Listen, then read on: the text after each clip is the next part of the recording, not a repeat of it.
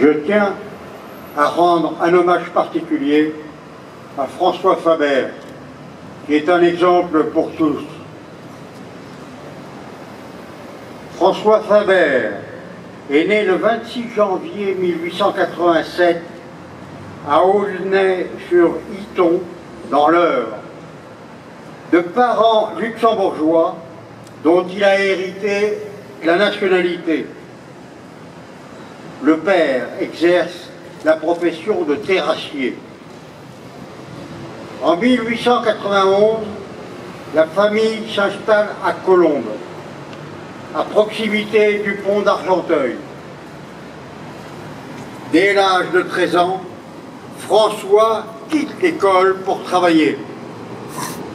Il accumule de petits emplois, puis se fixe docker sur les quais de la Seine. Lors de ses 17 ans, il découvre l'utilisation de la bicyclette grâce au prêt d'un collègue. Très vite, il se passionne pour la course en vélo et en achète un pour participer en indépendant au Tour de France cycliste de 1906. Faute d'expérience et d'entraînement en montagne, il est disqualifié hors délai à l'arrivée de l'étape de Nice. C'est le début d'une brillante carrière, faite de victoires, mais aussi d'échecs parfois. Il est 7e au classement général du Tour de France en 1907. Gagne le Tour de Lombardie en 1908. Il est premier au classement général du Tour de France à Paris en 1909, avec 580 km d'échappée en solitaire. Second en 1910, 5e en 1913 et 9e en 1914.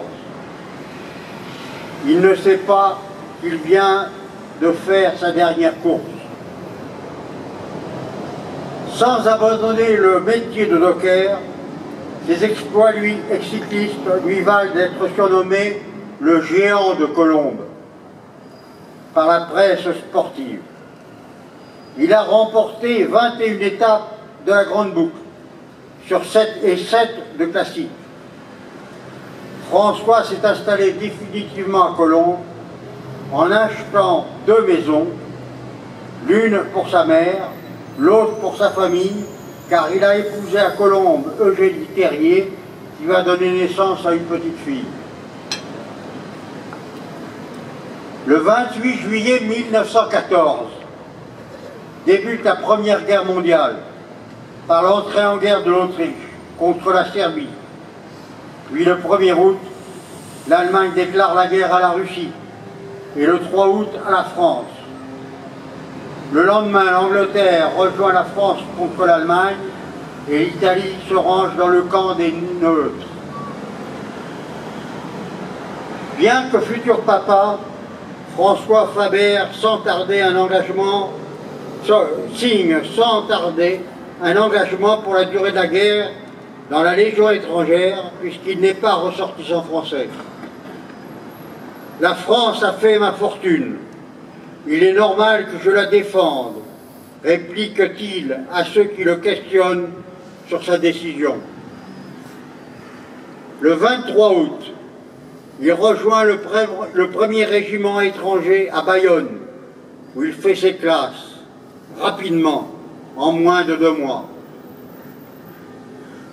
En effet, le légionnaire François Faber, matricule 35 860, rejoint le 2e régiment de marche du 1er régiment étranger au camp de Mailly en octobre pour monter au front en Champagne, où il reçoit le baptême du feu peu après à Sillery, au sud-est de Reims, dans la Marne. S'étant distingué, il est nommé caporal. Aux avant-postes de Reims, le régiment mène une guerre de tranchées jusqu'à fin avril 1915. Puis, début mai, il se déplace pour une grande offensive vers Arras et prend position face aux lignes allemandes, dites des ouvrages blancs.